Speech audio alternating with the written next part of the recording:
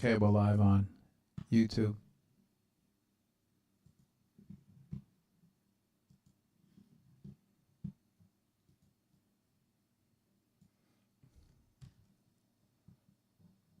Okay, we're live on X.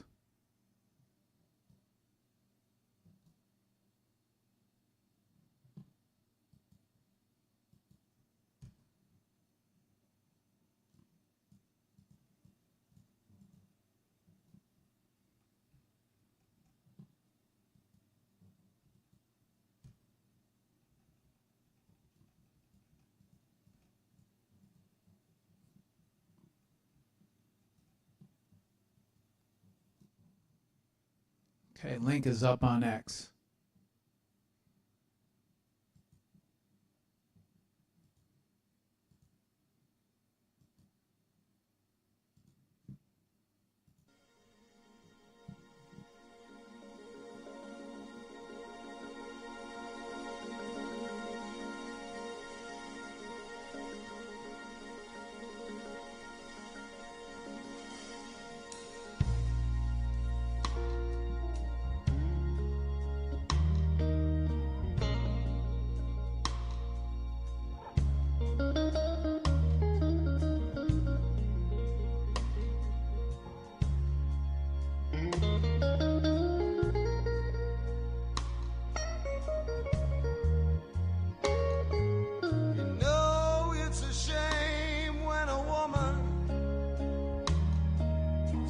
All the time alone. When I am perfectly willing to give her everything she needs. I don't care about her past. I don't care what she's been through. I just wanna feel one night with good love, baby. That's all I wanna do. So baby, if you got that feeling, Check. I wanna give you that midnight healing. You know what I'm talking about, yeah.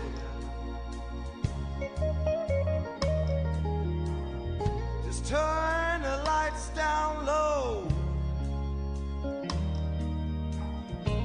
Come right on over here to me. I know you don't want no commitments, baby.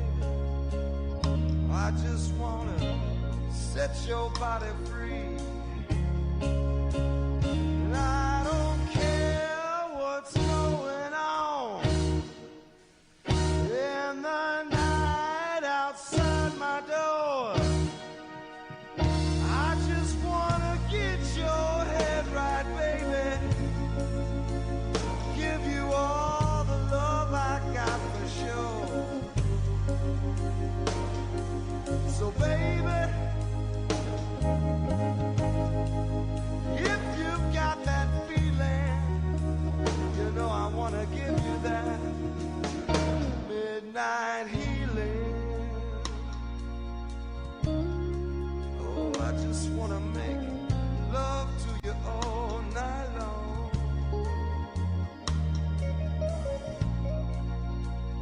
Midnight healing, baby. Yeah, you know what I'm talking about.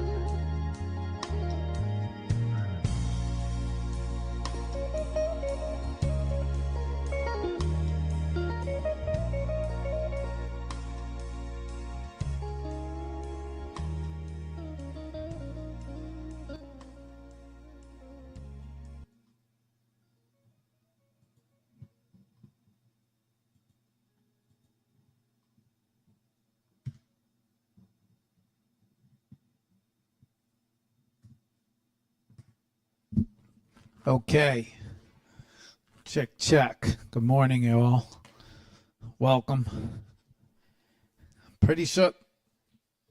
Check. Good morning, you all. I cannot believe it. I got the echo back. I did a test. There's no echo now. We have an echo. There's something not working right, and I can't.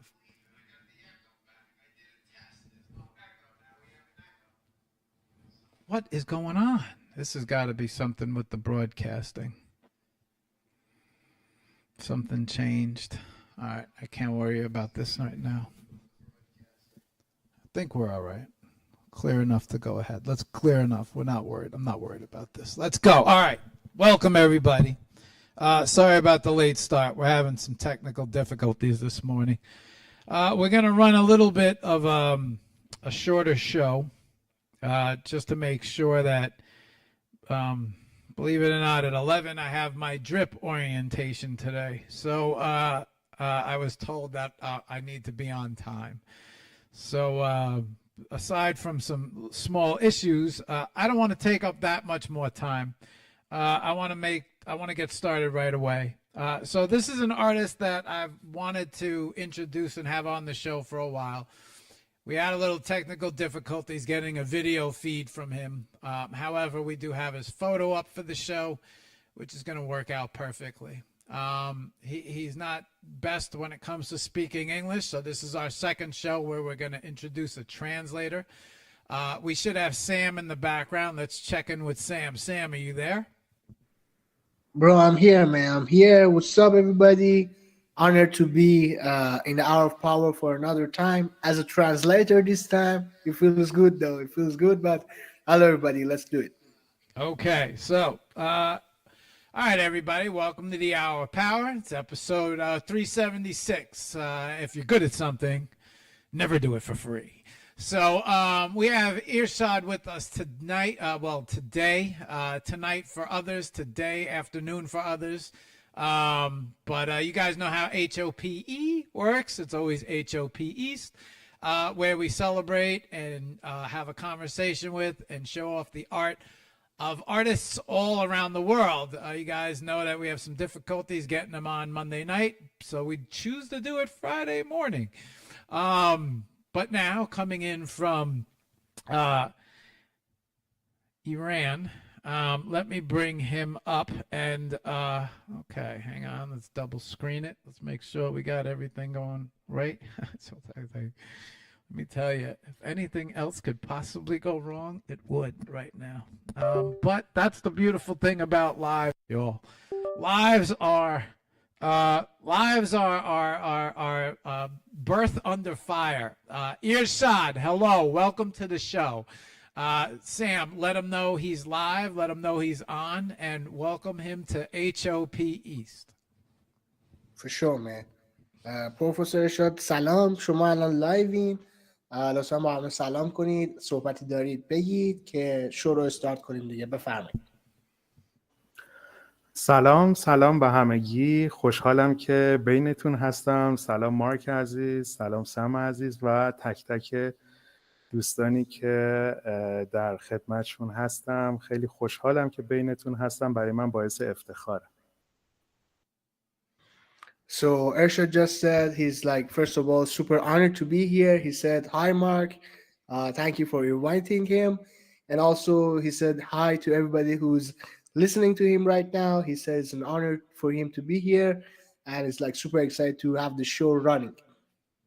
Okay, well, let's get started. I don't want to waste too much time. We already lost a half an hour of the show, and just unfortunately, I cannot run later today. So today was the one day we couldn't make a mistake, but don't say anything to him.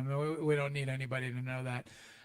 Let's just have a good 90 minutes right now. Let's focus on Ershad and his art. Ershad, okay, most generic question of the show that I ask everybody.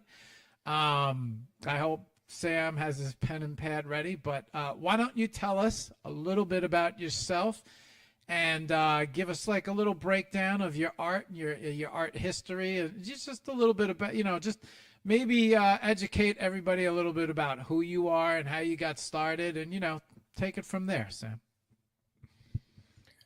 پروفسور ارشاد مارک ازتون میپرسه که این سوال همیشگی این شوه که یکم از خودتون تعریف کنید، چجوری وارد هنر شدید، چی کار میکنید و در کل به همه توضیح بدین که برای چی اینجایین، کارتون چیه و تو دنیای هنر رو اینا از کی شروع به کار کردین و NFT هم چی کار میکنین کلا؟ مرسی سم عزیز، مارک عزیز. من قبل از هر چیز بگم که عذرخواهی میکنم بابت این که تصویرم رو دوستان ندارن. از اینجا میگم که خوشتیپتر از این عکس هایی هم که برای دوستان فرستادم، ولی خب متاسفانه نشد که بشه. خب میخوای خورد سم چیز بکنیم کوتاه، یا من توضیح بدم شما کامل توضیح بدی؟ نه شما توضیح بدین، من خودکار و برگم با هم هست مینویسم، شما هرچی میخوام بگین. خب من ارشاد هستم، استاد دانشگاه هنرهای دیجیتال، طراح کاراکتر، انیماتور و کارگردان هنری.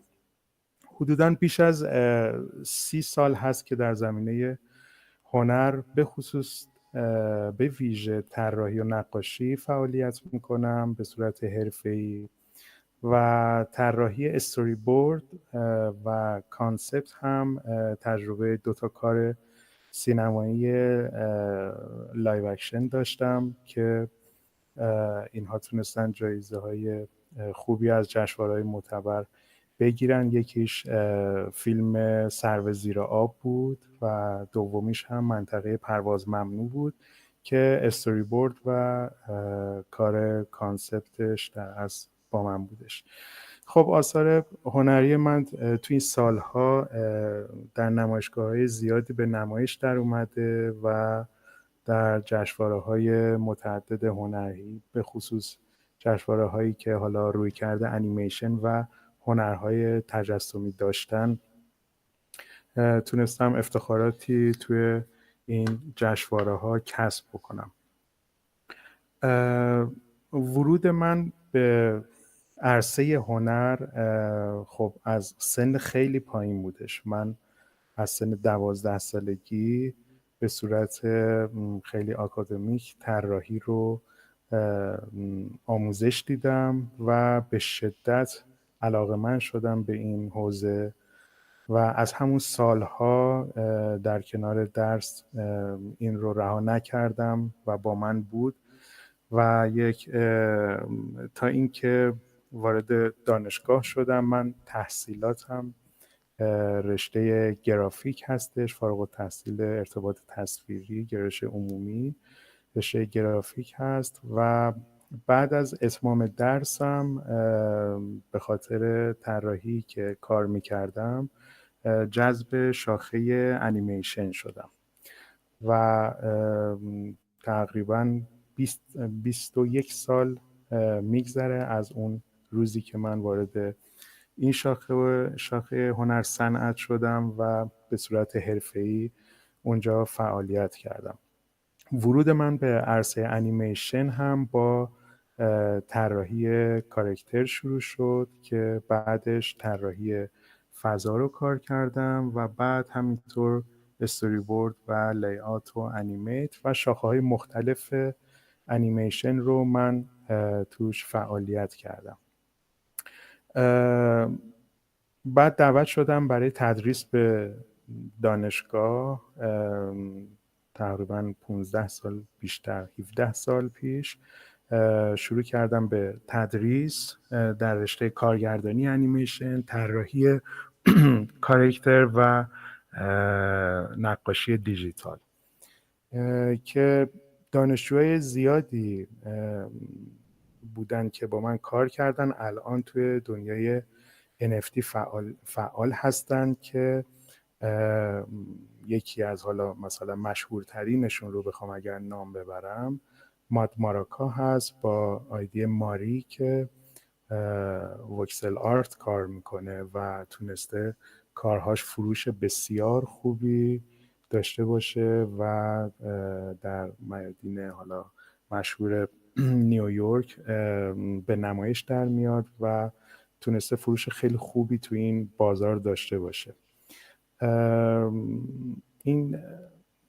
این خانم ماری که در اصل مریم خالقی هستش، یکی از دانشجوهای من بود که با ورودش به عرصه NFT و ارتباطی که حالا با هم داشتیم، ایشون به نوعی از من درخواست کرد، گفتش که این در از عرصه خوبیه برای فعالیت، شما چرا ورود نمی کنید؟ که این ابتدای ورود من به عرصه NFT شد. حالا نمیدونم کفایت میکنه یا باز عالیه. حالا من اینو بگم بعد بریم بقیه‌اش.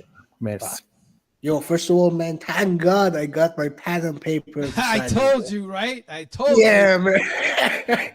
Yeah, no, but jokes aside, first of all, Mark, Ershad said he's like super sorry to have this issue of not having him live on the show. And he also said that he's like more handsome than the picture that we are showing of him, though. But nah, jokes aside, he said that he's, basically he's known as the character designer, animator, and also art director. He's professionally working in the art scene for over 30 years right now. He's been the storyboard designer and also the art director of 2 live action movies that got like worldwide awards for those movies. You can check them out on his portfolio, like, and also like the links that he shares. And he's being academically studying art since the age of 12.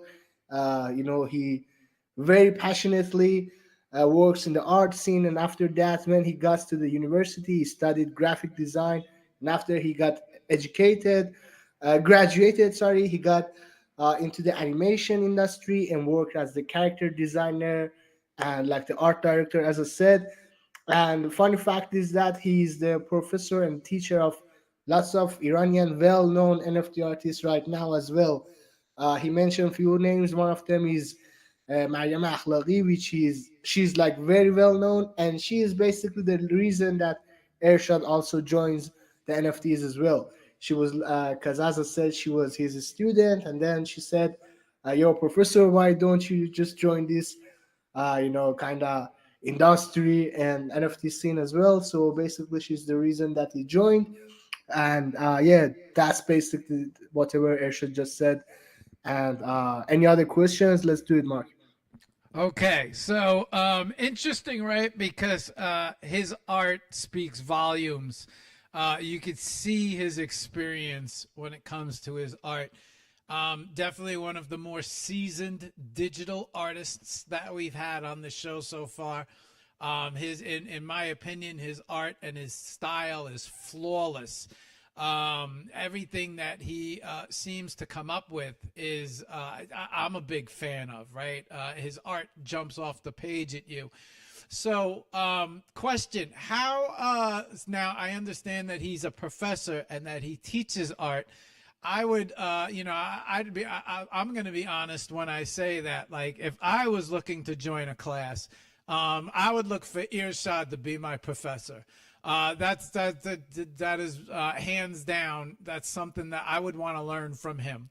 I would be interested to know if he's ever has any digital courses or plans to do any online teaching courses, right? Because he's somebody that his art is so good that you can tell that he has that much experience when it comes to creating art. Now, what came first? Was it the teaching thing? Like, did he get into teaching?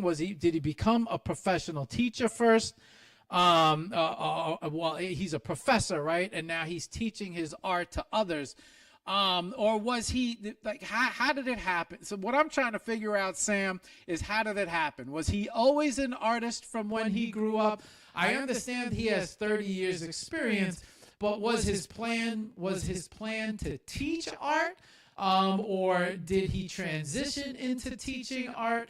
How did that whole thing happen, right? Like, did he, when he was younger, did he decide that he was going to do art and then teach art? Or was it like, you know what, I'm going to look to teach, and then the subject of art and then his art, like, you know what I'm trying to ask, Sam? I'm trying to figure out the origin story here. Got you. Yeah, thank you. Yeah, got you. But the quick question, you also asked about the courses as well. Should I ask that too? Yeah, you could throw that in there. Yeah, I'd be curious to know. We could ask that a little bit later as well. I'm not going to forget that cool. one. cool man. So پروفسور ارشاد، سوالی که الان مارک داره اینه که شما از همون اولی که وارد این به قول معروف عرصه شدین، از روز اول میخواستین پروفسور شین یا اون آرتتون رو به بقیه هم درس بدین، یا اینکه اصلا اون قضیه که دعوتتون کردن برای تدریس یعنی شما از اول دنبالش بودین یا یهویی شد و اصلا این پروسه درس دادن شما که هنر خودتون رو درس بدین چجوری شروع شد؟ خیلی جالبه که براتون بگم اصلا من توی از این وادی نبودم، یعنی نه این برنامه ریزی که در انتها من بخوام تدریس بکنم و مدرس دانشگاه بشم واقعا توی برنامه ریزیم نبود. من به شدت علاقه‌مند به طراحی بودم و بعد از درسم به خاطر رشته تحصیلیم جذب یکی از نشریات در روزنامه ایران مشغول به کار شدم و یک دوستی داشتم که قبلش ما با هم توی طبیعت میرفتیم برای تمرین طراحی از طبیعت و فرم شناسی و کمپوزیسیون و اینها. دو نفری همیشه با هم مثلا قرار میذاشتیم میرفتیم. این دوست من خب در یکی از استودیوهای انیمیشن مشغول به کار شده بود. بعد از مدت‌ها همدیگر رو دیدیم. یک شب که من رو دعوت کرده بود منزل خودشون، در از حالا تو صحبت‌هایی که تو کجایی و چیکار میکنی و از این حرفا به این نتیجه رسیدیم که یعنی این دوستم پیشنهاد داد، گفت هی ارشاد تو با حالا اون پیشینه طراحیت الان اپراتور در از حالا یک نشریه بخوای باشی و به من گفتش بیا اونجا یه تست هایی هست و اون آزمون رو بده و ورود کن. من بعد از ورودم من چند سالی گذشته بود از فعالیت من تو اون استودیو انیمیشن. ما بازدید کننده های زیادی داشتیم، هم از کشورهای خارجی و هم از مثلا دانشگاه ها و دانشجوها می آمدن پروژه هایی که ما کار می کردیم رو به عنوان حالا مثلا کارآموزی یا اینکه یه تحقیقی باشه می آوردن بچه ها رو، دانشجوها رو. اونجا یکی از مدیران اون دانشگاه که همراه دانشجوها اومده بود برای بازدید، کار من رو که دید بعد با هم صحبت کردیم، شماره من رو گرفت و اون روز نگفت به من برای چی و بعد تماس گرفت، گفت من میخوام دعوت کنم که شما تدریس کنی این رشته رو. و من واقعیتش حالا جالبه سم که من خیلی مخالفت کردم، یعنی چون درگیر تولید بودم به شدت و اصلا تایم و زمانی که بخوام برای تدریس بذارم نداشتم. خیلی در از مقاومت کردم ولی منتها در آخر ایشون پیروز شد و من به دانشگاه راه پیدا کردم. این ورود من به دانشگاه بود که حالا طولانی نشه، من اگر باز موضوعی بود باز خیلی عالی، مرسی. So the whole journey starts like this. He wasn't like never ever into the teaching though. He was just focusing on creating his own art and making his own art.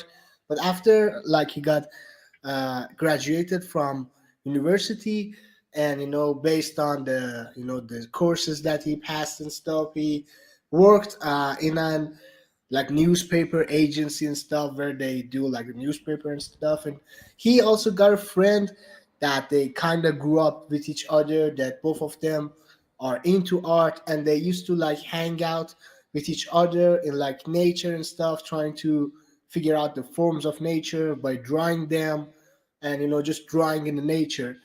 And they didn't meet each other for a while, but after some years, that friend called Ershad and said, "Yo, come over. What are you doing these days? Come over to my home." And he said that, "Yo, is I'm working at the studio, animation studio, and you should probably join us as well. Not to work on that agency. Come over."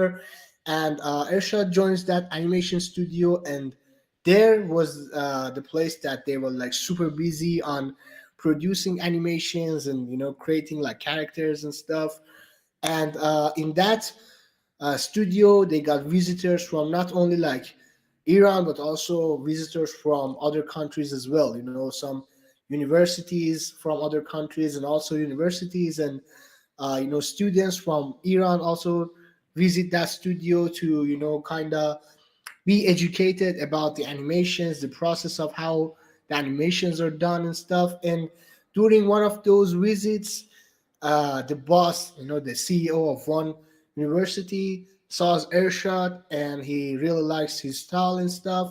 He took his number, but he didn't, say that I'm gonna do this. But he took his number, and after some time, he called him and he, asked him and invite him to come to our university to teach digital art. But even those times, Ershad was so insisting on, no, I'm not gonna be a teacher.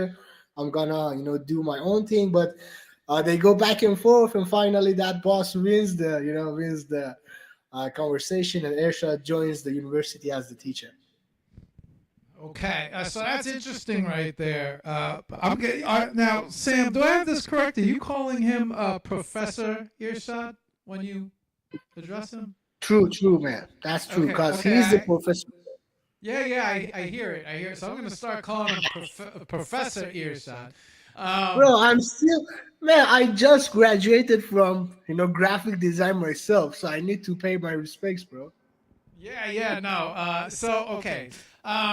Next question, Professor Ershad. So, now I've seen his videos, and I've seen your work. I've seen your videos, and I've seen your whip, and I know that you've transferred to a digital artist, right?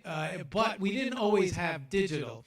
And now, if Professor Ershad has had experience over 30 years, that means he existed during a time when there wasn't much digital in existence. So is he also has to have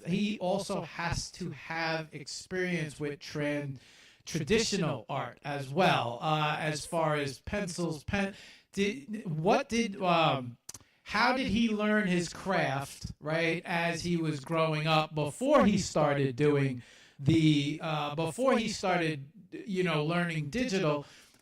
Was it pencil? Was it watercolor? Was it marker? Like there has to be. And does he still do traditional and not just digital? And his courses in school, does he teach both? Or I'm curious about that, Sam. Got it, man. Got it. پروفسور ارشاد، سوال اینه که شما 30 سال تجربه این کار دارین، درسته؟ و مارک گفت که WIP ها رو که شما کار میکنین، دیجیتال آرت انجام میدین، همه اینا رو دیده. ولی بحث اینه که شما 30 سال تجربه کار دارین، طبیعتا و قطعا دوران قبل از دیجیتال هم بودین دیگه و کار کردین. سوال اینه که با چه به قول معروف مدیوم و متریالی بیشترین کار رو کردین؟ آیا هنوز اون کارا رو انجام میدین و مثلا اینکه آبرنگ با مارکره، یا حتی سوال اینه که نقاشی مثلا رنگ روغن یا اینا هم انجام میدین یا نه؟ و درسی که در دانشگاه میدین آیا فقط دیجیتال آرت یا نه همون مثلا واحدهای قدیمی مثل کار حتی نقاشی معمولی و مثل مبانی هنرهای تجسمی، یا اینا رو هم تدریس میکنین یا فقط کار دیجیتال آرته که برای تدریستون؟ مرسی. قطعا خب من تمام چیزی که الان در آثارم هست مدیون زمانیه که به صورت فیزیکال کار میکردم و من کارهای زیادی دارم که با قلم و کاغذ کار شده و هیچ ارتباطی در اصل به حوزه دیجیتال نداره و مستقیم با مداد و حالا مدادهای کنته و مدادهای مخصوص طراحی زغال و این چنین متریال هایی کارهایی انجام دادم و اکثر آثار من اتفاقا به خاطر اینکه من ورودم به عرصه انیمیشن تو بخش پیش تولید و بخش آرتیستیکش بود تا بخش حالا فنی و تکنولوژیش، چون بیشتر طراحی کاراکتر و طراحی فضا، بک‌گراند، کانسپت، استوری بورد، اینها همه دوره‌ای که من به شدت مشغول این بودم اتفاقا 99% فیزیکال کار میشد و همچنان هم عقیدم این هستش که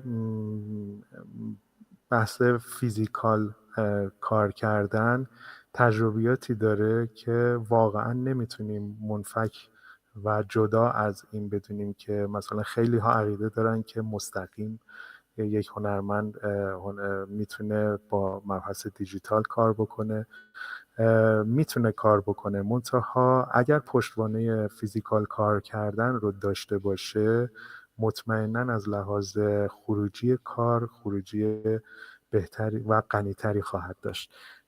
بله من کارهایی دارم، هم رنگ روغن، هم آبرنگ، هم از تکنیک‌های مختلف، منتها بیشترین وقت و زمانی که من گذاشتم بیشتر برای مبانی هنر و شناخت پایه‌های اساسی هنر، مثل همین مبانی هنرهای تجسمی، ترکیب بندی، رنگ، شناخت رنگ، اینها بود و بیشتر کارهایی که خودم انجام میدادم کارهای طراحی بود. حالا مثلا طراحی هایی که با مداد و کاغذ میکردم.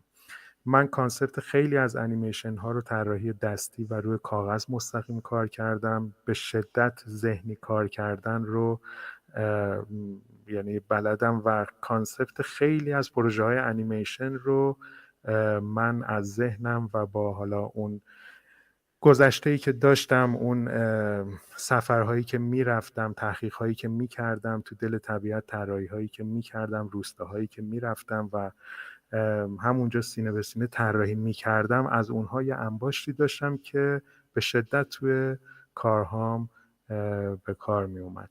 الان هم توی دانشگاه طراحی کاراکتر ما قبلش خب طراحی کاراکتر مثل یک در از فوق تخصص داشتن رو من همیشه مثال میزنم، میگم طراحی کاراکتر در اصل مثل پزشک فوق تخصص میمونه و طراحی مثل پزشکی عمومی میمونه و شما باید قبل از اون باید اون طراحی رو بلد باشید تا بتونید تو این عرصه فعالیت بکنید. اون بخش طراحی کاملا فیزیکال هست و بچه ها با داشتن حتی امکانات تکنولوژی ولی طراحی دستی انجام میدن، فیزیکال کار میکنن و ترم یک طراحی کاراکتر هم باز به صورت کاملا دستی هستش و ترم آخر فقط آشنایی، چون تکنولوژی ابزاره و ما فقط این بچه ها رو آشنا میکنیم با این ابزار که چطوری بتونن کار بکنن. درست، خیلی ممنون. So what he basically said, first of all, he said that all of the stuff that he's doing right now, he owes all of them to those early days of working with pen and paper, the physical paintings, the traditional styles and stuff. And he believes that you can call the person who starts digital with digital art with, I don't know, like iPads, Procreates and stuff, artists, but the ones who had that background of doing the physical art, doing the traditional art, experience with those kind of tools, have way better outcomes of their art, the piece that they are creating. So he really insists on that, and he said that uh, definitely, he got lots of pieces done in like watercolor, in like only like pen and pencils, and also like oil colors, acrylic colors, all sorts of materials, and also all sorts of techniques as well. And he said that he always he not always, but he constantly goes into like drawing freehand, and drawing like freestyle, because he said that he loves the flow, and all his like vacations and trips that he had to different places, he always used to draw at those places, and draw the things that he saw on those areas. And sorry, all those stuff is kind of a vault for him. So whenever he wants to freestyle, he just took something out of his experiences and do those kind of drawings and sketchings just out of his mind. And he also about teaching the courses on university, he said that he does teach the character design, and that thing is they only explain the digital art tools to them, because he believes that like these stuff are tools, not the techniques that they need to learn, but they're just the tools. But he also teaches sketchings and drawings in like the first semesters. So in the first semester he teaches physical and traditional sketchings and drawings, but in the last semester he also teaches the character design using the digital art tools. Okay. Very interesting right there, Professor. Right? So you actually take them from digital, you actually take them through the course of how you believed is the best way to learn. You've taken them from the physical aspect, and then you transition them into the digital aspect, which is something I've been very curious about you. Um, it's something that I mean, the talent shines so strongly through the digital, through his digital creations, that you could see how much experience is there. Um, and I was always curious about the physical and the traditional end, especially if you, Professor, have worked in an animation studio. Then he's real quick, Sam. Professor, you've chances are you've worked with the slides of in animation. They have the clear sheets, the cellophane sheets, I believe. I'm not sure what the name of them, but they draw on the sheets, and then they'll slide, and then they'll learn the next, and then they'll do the next phase, and then so this is how they go back and forth when they create animations. I don't know the terminology of it, but I would imagine that he has experience with that. Is that correct? He said that, man. He said that already. That the stuff that they used to work, he also always focused on the physical aspects of that as well. But he didn't mention specifically those things. Let me just ask him real quick. پروفسور ارشاد، یه چیزایی تو انیمیشن هست، نمیدونم متوجه شدیم مارک گفت یا نه، که شما مرحله به مرحله جزئیات انیمیشن رو رو اون ورقای به قول معروف ترانسپرنت هست میکشین که میذارین رو هم و انیمیشن حالا لایه لایه جلو میره. با اونا تجربه ای دارین یا نه؟ بله، من ابتدای ورودم به استودیو انیمیشن، چون تکنیک هایی که بیشتر طراحی کاربرد داشت توش، تکنیک دو بعدی بود، 2D انیمیشن، و به نوعی با لایت باکس هایی ما کار میکردیم که به صورت میز نوری بودش و کاغذ ها و لیر ها روی هم قرار میگرفت و ما به صورت، حالا به سبک پیپر اصطلاحاً میگن، فریم بای فریم ما طراحی میکردیم و اون انیمیت و حرکت رو توی اون کاراکتر ایجاد میکردیم. بله، جالبه که من چند سال اول بیشتر با همین تکنیک کار میکردیم تا اینکه یک مقدار تکنولوژی ورود بیشتری داشتش توی عرصه انیمیشن. البته برای کسایی مثل ما که بیشتر توی بخش پیش تولید انیمیشن فعال بودن، اونقدر تغییر خاصی ایجاد نکرد. نهایتا یک ابزار پرسرعت‌تر برای ما محسوب شد، ولی تو بخش انیمیت و متحرک سازی واقعا نرم افزارهایی که اومدن اون بخش رو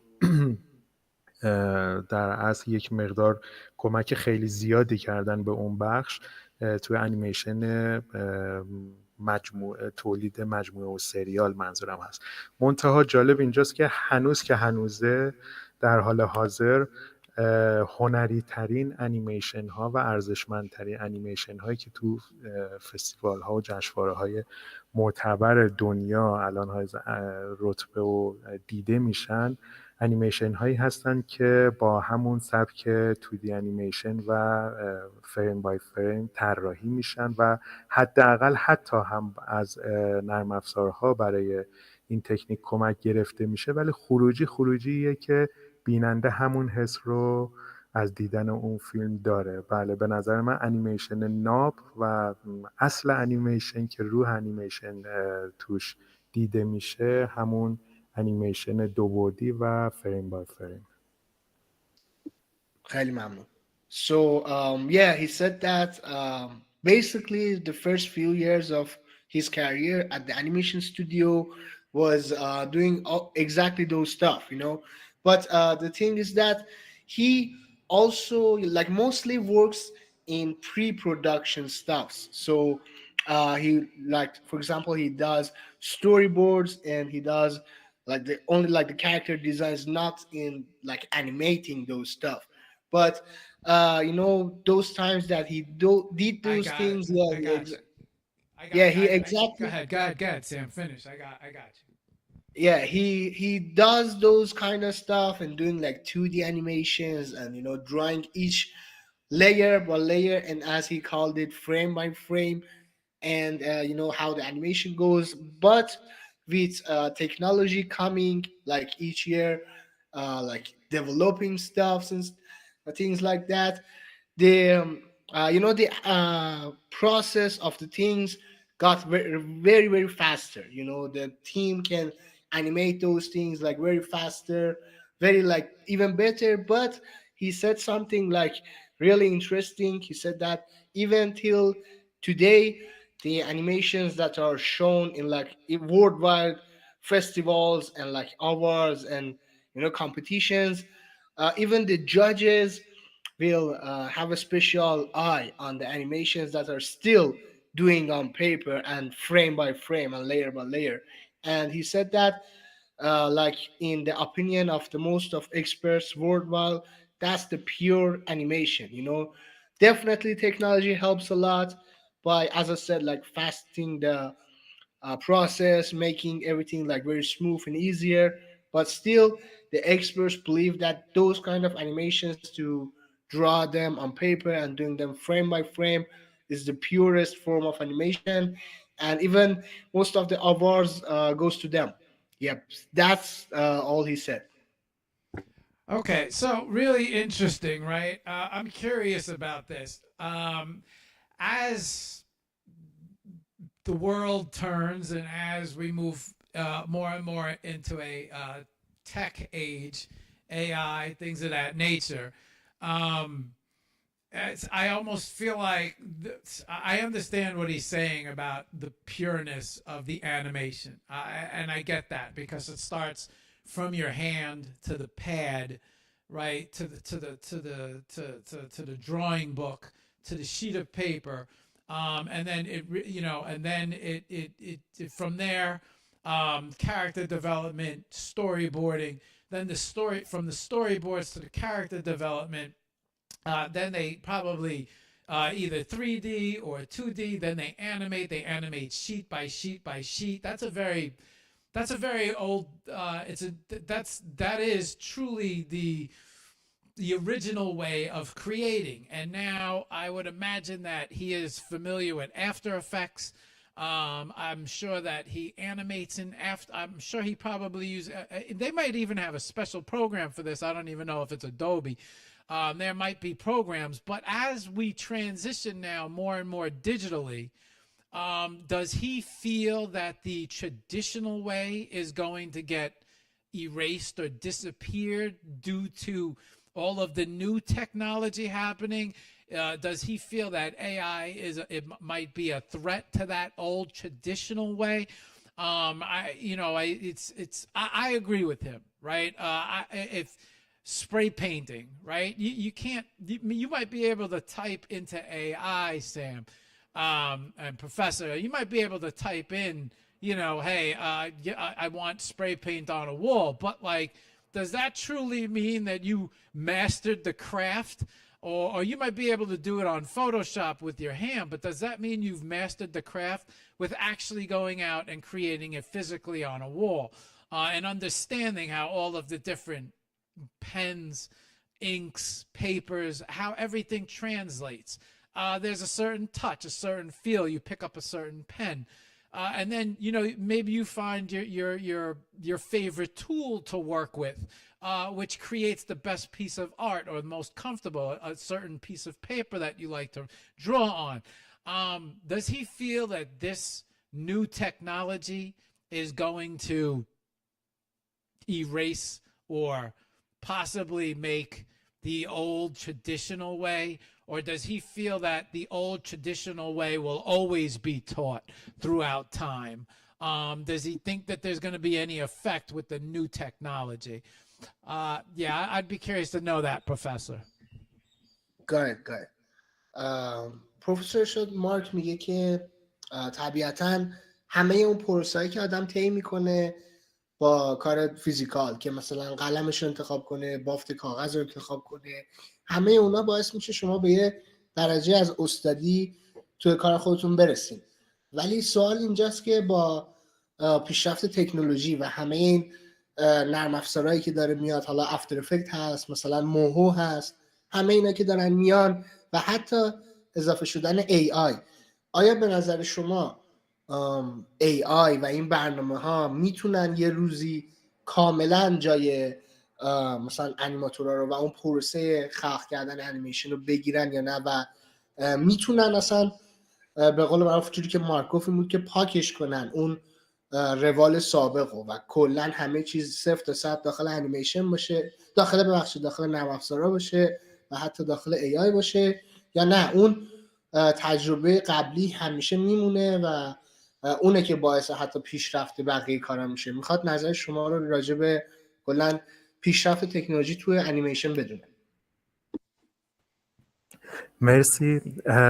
سوال خیلی خیلی به نوعی خوبیه و یه مقدار پاسخ بهش سخته. منتها به نظر من، نظر شخصیم، ببینید ما خودمون ابتدای ورودمون به دانشگاه مواجه شد با ورود کامپیوتر و دیجیتال توی حالا رشتهمون و همیشه یک سری مقاومت هایی بود از اساتیدی که به ما تدریس میکردن و یه تعدادیشون بود که اصلا یک مقاومت عجیب غریبی میکردن راجع به تکنولوژی و کامپیوتر و حتی اگر ما آثاری که باید برای این دوستان جوجمان برای امتحان پایان ترم آماده میکردیم میگفتن که اگر کارتون دیجیتالی باشه ما اصلا نگاه نمیکنیم کارتون رو و یک تعصبات به نوعی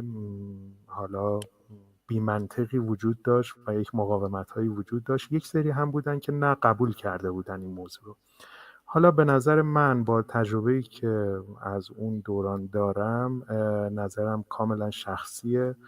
ببینید بعید نیستش از نظر من که یک روزی فرا برسه که واقعاً AI بتونه کل پروسه هنرصنعت انیمیشن رو که زنجیره‌ای از هنرهای مختلف هستش رو انجام بده. یعنی ما توسط اون بتونیم به یک خروجی معقول و خوب و قابل قبولی برسیم. این اصلا بعید نیست از دید من. منتها من اینطوری مثال میذارم سم عزیز، میگم که الان در حال حاضر با تکنولوژی که در حال حاضر وجود داره برای هممون، ببینید ما الان هممون کامپیوتر داریم، نرم افزارهایی که به ما کمک میکنن دم دستمون هست ولی خروجی کارهامون چرا متمایز میشه از هم؟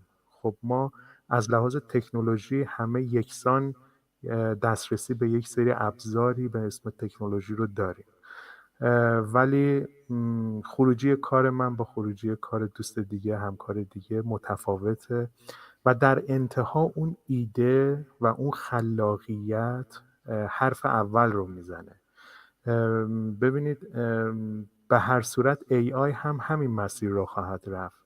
AI شاید در انتها تمام این مسیر رو از لحاظ اجرا بتونه بره، منتها چیزی که تفاوت بین خروجی AI کار من میشه با خروجی AI کار شما و هنرمندهای دیگه، اون ایده و تجربیاتیه که ما از قبل داشتیم و اون رو دیگه به نظر من اون وجه تمیز ما میشه بعد از اینکه AI بخواد همه چی رو تحت انحصار خودش قرار بده. من اصلا بدبین به این موضوع نیستم، به خاطر اینکه خب تو نسلی بودم که کامپیوتر اومدش و دیدم که در انتها کامپیوتر کمک کننده بود برای اینکه من بتونم ایده های بیشتری رو به خروجی برسونم. AI هم در نهایت به همین جا منتهی میشه و ایده ما وجه تفاوت خروجی کارهای هنری ما میشه. دقیقا، خیلی هم عالی. So, Mark, first of all, Ershad said this is like a really, really interesting question, though, and is the thing that everybody discussed on. And he started by telling a funny story about himself, the time that he was a student at the university. He said that at those era was the times that first wave of like computer and digital tools came to universities. You know, yeah, he was doing they was doing stuffs, and then at his time it was the first wave of computers and stuff coming. And he said some of those, some of the professors and teachers that he have were like really resisting on accepting the computer and digital stuff. And even they said, if your work is done digitally, we won't look at them and we won't, you know, put a grade for you, so you're gonna just fail this semester and stuff. But at the same time, some teachers and professors were kind of accepting it. You know, they saying that this might help us to do stuff. And this is like his personal take. He said that it's not like fully impossible that AI might someday took over like literally everything and does everything from the start to the final outcome. But he said something interesting. He said that nowadays everybody can have access to, you know, same kind of tools with the same, you know, same tools, same computers, same programs, but the outcome might be different. Why? Because again, it's because of that. He called the idea and also the creativity that each artist has as his background, as his or her background, the things that they study, they learn their craft. And he said that he's not against AI. He'll look at it as a tool to develop our like outcomes, and even helps us with our craft to make better outcomes and like exporting better projects and stuff. But again, he said the idea and the creativity is the final touch of each like artwork, each piece. It doesn't matter what it needs to be, but that idea and that creativity is the thing that separates the thing that's totally done by a computer, like, or by a machine, or the thing that an artist is behind of it. Okay, thank you, Professor. Question from Professor, from your transition, right, from your from the physical traditional way to the digital way, right? The transition of that from one to the other. How difficult was that for you, Professor, to learn? Was there a lot of downtime in that? Or was it something that you just picked up and accepted and decided to try out?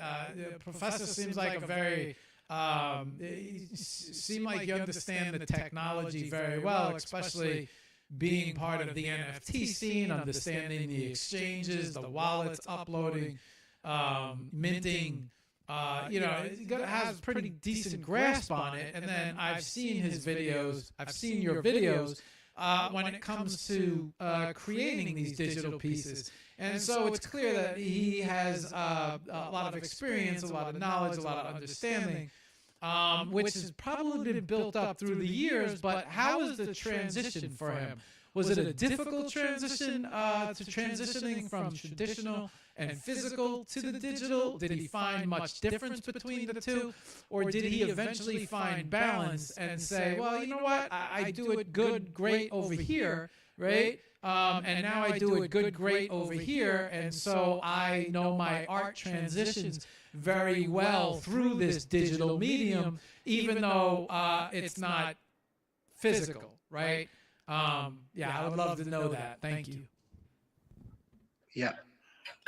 پروفسور ارشاد مارک میپرسه که اون پروسه شما که طی کردین از این که از کار فیزیکال برسیم به کار دیجیتال، اون پروسه برای شما چی جوری بود؟ آیا سخت بود و آیا مثلا خیلی فرق میکرد همه چی با هم، یا اینکه نه شما متوجه شدید مثلا حتی میتونه کمک کنه، یه بالانسی هست بین این دوتا؟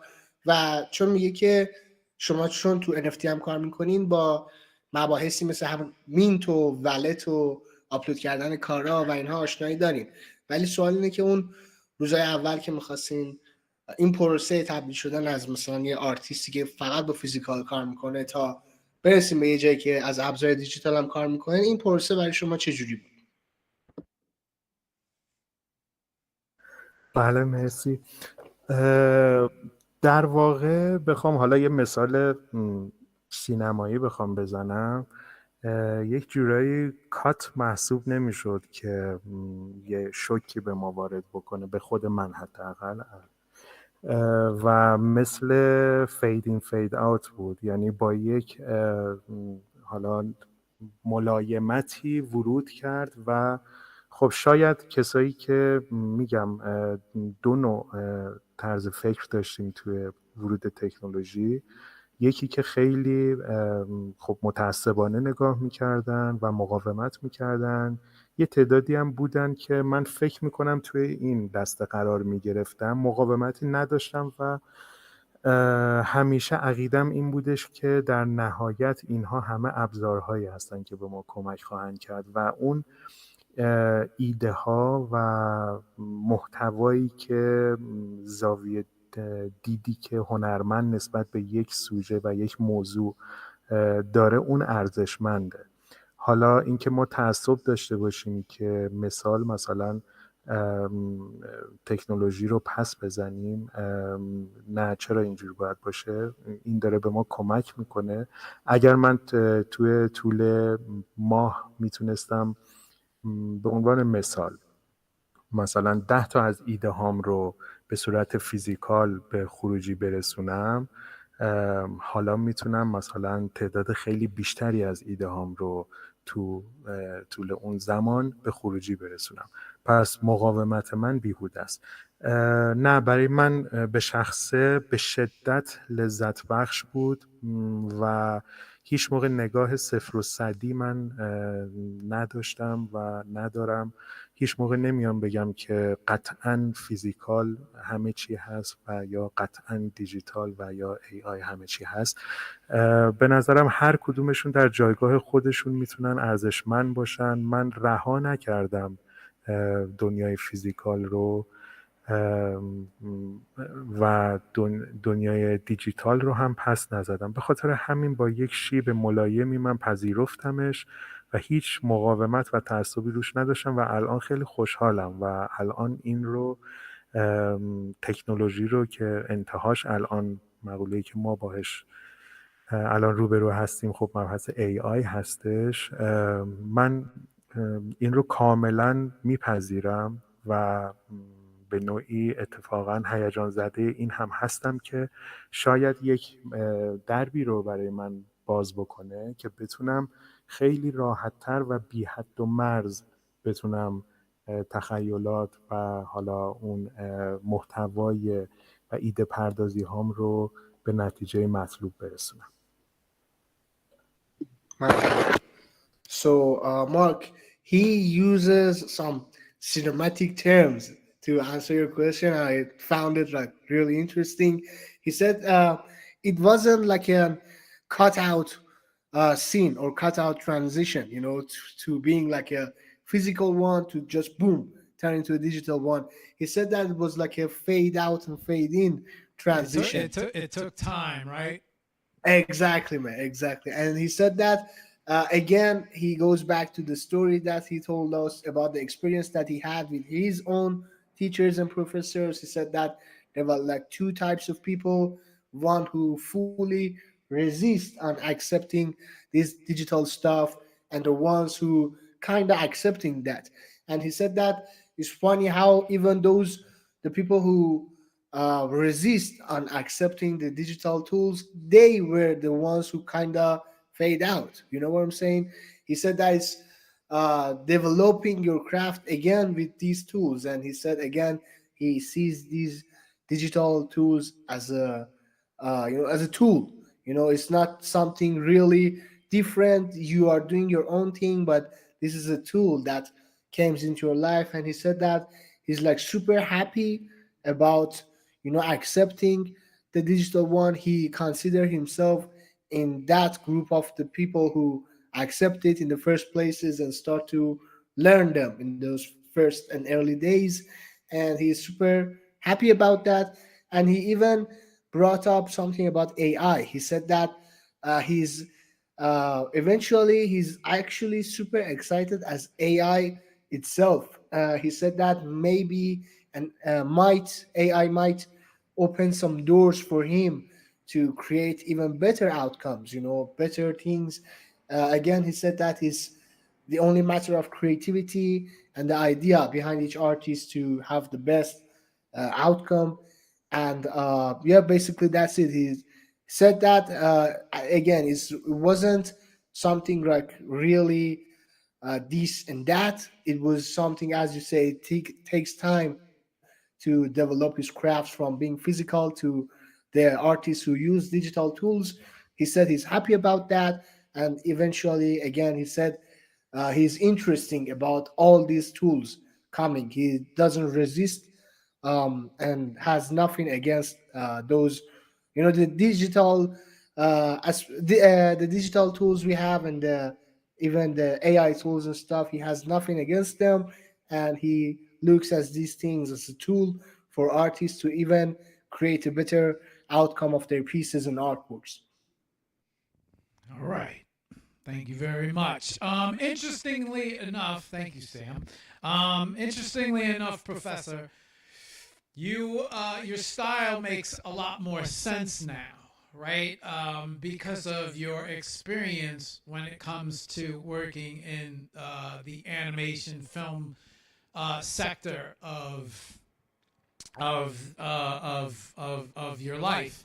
Now I understand the caricatures and the character development, and you're very good at that. There seems to be a lot of different styles that the professor takes part in. He looks like he might have some abstract art going on. He also seems to have he also paints portraits. But not only portraits, but his caricatures, especially on Instagram, where you could really see a great collection of all of his artworks. His strength. His strength is in a lot of different areas, but he seems to really push the character area. The way he takes a human and makes a caricature out of them. He seems to really enjoy turning people into cartoons. And now I understand a little bit more better about his art because I understand where that has come from, Professor. It's come from your younger years and your past employment and art jobs. So I'm just curious, right? Out of all of the different styles that he partakes in, does he favor one style more than another? Does he favor the caricatures, or is it all? How does he wake up in the morning and decide what he's going to create? Because he has a lot of different styles. It's just not. He's not. As of recently, I was introduced to him, and I met the professor through his Joker caricatures, right? That's what really caught my attention with him was the Joker caricatures. But then as you explore his art, there's a lot more to his art. He's very, very good with when it comes to character development. which really brings a lot of sense when he speaks about when he worked in the animation studio, right? So I was just curious, what is it when he sits down, right? What's his favorite? Like, what does he love to do? Like, is the caricatures his thing, his character, or does he prefer to do more portrait?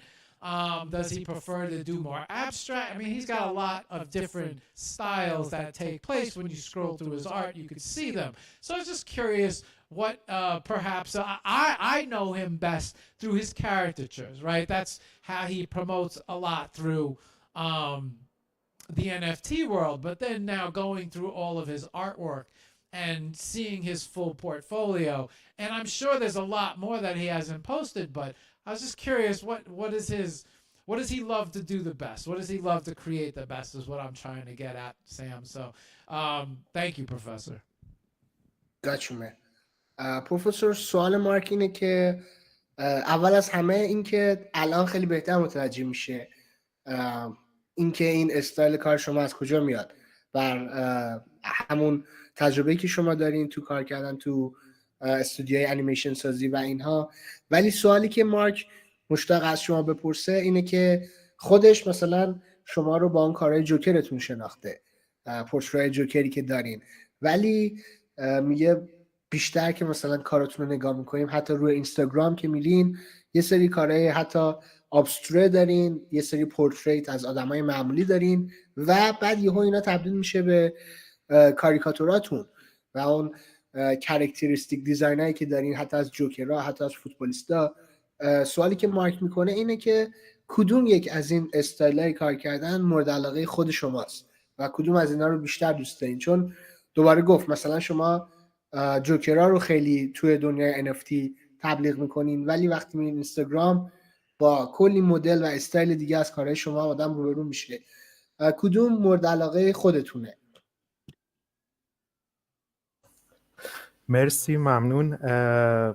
بله، من دلیل این که حالا سبک‌های مختلفی رو مارک عزیز حالا توی اینستاگرام تونسته ببینه و طبیعتاً به خاطر اون پیشینه طراحی که من انجام میدادم از سالها قبل،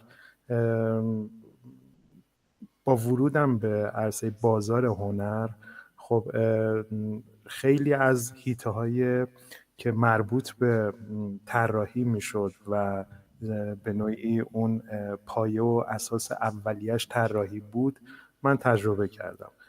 خب من بعد به ورودم با طراحی کاراکتر شروع شد و خب طراحی کاراکتر به نوعی مقوله‌ایه که همونطور که توی بحث قبلیم اشاره کردم به نوعی یک چیزی فراتر از طراحی محسوب میشه و اون شخص، اون هنرمند اگر طراحی رو به خوبی به نوعی حالا مثلا اصطلاح دانشگاهیش پاس نکرده باشه و نیاموخته باشه، قطعاً توی طراحی کاراکتر هم نمیتونه اقبالی به دست بیاره. من شاخه‌های زیادی از هنرهای تجسمی رو که زیر ساختش طراحی بودن رو تجربه کردم و کار کردم. بعد از اینکه عرصه NFT شدم، خب یک دیدگاهی وجود داشت که مدام این دیدگاه صحبت میشد در اسپیس های مختلف که ما یک سبک از حالا کسایی که به نوعی سبک های مختلف هنری کار میکنن یک سبک رو به عنوان اون مستر و سبک اصلیشون ارائه بدن و به نوعی تو بازار NFT بتونن تو این شاخه فعالیت بکنن و دارای یک امضا بشن. حالا این خیلی صحبتی بود که میشد. بعد به ورود من به عرصه NFT خیلی این صحبت ها شد و من سعی کردم که با این مجموعه جوکر که ایدهش به ذهنم رسیده بود، حالا راجع به ایدهش الان نمیگم، شاید سوال بعدی مارک باشه و طولانی نشه بحثمون. من به خاطر همین این رو مجموعه جوکر رو روش مانور دادم و با این در اصل ورود کردم به عرصه NFT. منتها بعداً به این نتیجه رسیدم که خب من به خاطر اینکه سبک‌های مختلفی کار کردم خیلی سخت بود بخوام استاپ کنم روی یک شیوه، یک سبک و مدام اون رو تکرار بکنم و حالا تو اسپیس ها، توی تبلیغات، حتی توی فضای شخصی هنری خودم که دارم کار میکنم. به خاطر همین روی کردم رو تغییر دادم. یعنی گفتم که خب من سبک‌های هنری که توش تجربه کردم رو کار میکنم و ارائه میدم. خب طبیعتاً سلایق و نظریه ها و دیدگاه های مختلفی وجود داره. شاید افراد مختلفی مثلا جذب پروژه جوکر بشن، یک سری از دوستان دیگه مثلا شاید کار نقاشی آبستر دوست داشته باشن، میتونن مثلا اون مجموعه من رو ببینن، و یک سری از دوستایی که فرض میگیرم حالا مثلا به طراحی و به اسکچ مثلا علاقه دارن با اون مجموعه من ارتباط برقرار کنن. به خاطر همین من واقعا طراحی رو به معنای خود طراحی دوست دارم و هنرهای تجسمی رو با تعریفی که در دل خودش هست اون رو دوست دارم. زیاد این که تمایل خودم حتما روی مثلا مجموعه جوکر باشه یا اون مجموعه مثلا لاولی دریمز باشه یا مثلا مای اسکچ باشه اینطوری نیست و قطعا مجموعه های من فیلد های مختلف تری هم خواهد داشت در آینده. یعنی اضافه میشه به این مجموعه ها که سبک های متفاوت تری هست. روی کردم این شده. نمیدونم به واقع سم الان این روی کرد توی بازار NFT آیا درست هست یا نیست، ولی با خودم اینطوری کنار اومدم که من بتونم سبک‌های مختلف هنری رو که تجربه کردم و توش خروجی داشتم رو به شکل مجموعه‌های مختلف تو بازار NFT عرضه بکنم. پس یه جورای جواب سوالم ندادین دیگه. یعنی هیچ کدوم مورد علاقه خودتون نیست، ولی در این حال همه هم مورد علاقه خودتونه، دوستان همه رو عرضه کنین، درسته؟ ببینید طبیعتاً مجموعه جوکرها رو به خاطر ایده‌ای که خب هم اولین بود، یعنی ورود من به این عرصه بود، یه جورایی مثل بچه اول، حالا یه علاقه ویژه‌ای خودم بهش دارم، ولی در کل میخوام بگم که ببین مثلا بخش اینطوری براتون بگم که مجموعه جوکرها رو به خاطر مثلا ایده نابی که به ذهنم از دید خودم دارم میگم، ایده جالبی به ذهنم رسید و اینکه خب با پورتره و کاراکتر بازیگرها و افراد سلبریتی و مشهور دارم یه شوخیایی انجام میدم، اینش برام خیلی جذابه. خب مثلا مجموعه برفرض لاولی دریمز که رویاهای دوست داشتنی هستش، اون رو اون فضا و کانسپتی که به نوعی درگیر کامپوزیشنش میشم، درگیر رنگگذاریش میشم، از اون جهت برام جذاب میشه. یا اون مای اسکچ مثلا اون تکنیک آزادی که توی طراحی میام، مثلا قلم میذارم، تاش میذارم، یه مقدار اون حالت طراحی گونه تر اجرا شه و اون لذتش اون برام دوست داشتنی. میخوام بگم واقعا نمیتونم بگم که کدوم بیشتر به صورت ویژه مورد علاقم هست. هر کدوم از اینها از یک جنبه‌ای من رو اغنا میکنه، یعنی به این شکل میتونم بگم. ولی مجموعه جوکرها به خاطر نابودن ایده‌ای که از دید خودم، شاید حالا از دید یک سری از دوستان این نباشه، از نظر خودم رسیدن به این ایده برام جذاب بود. ایدهش رو خیلی دوست دارم و مجموعه هم روی فاندیشن، روی بیس ادامه خواهد داشت، با حالا چهره بازیگرهاش، با چهره فوتبالیست ها ادامه همون بازیگرها هست و این همچنان ادامه خواهد داشت. ولی برای تنوع مجموعه دیگری رو هم کنارش ران کردم. خیلی هم عالی. So Mark, what Ershad just basically said about all his collections and stuff, he said that it's you know what, it's like super hard for him to choose each one of them, but at the same time he love each one of them in like their own aspect. For example, he got a collection called Lovely Dreams. He loved that because of the compositions that he tries to just learn through that collections.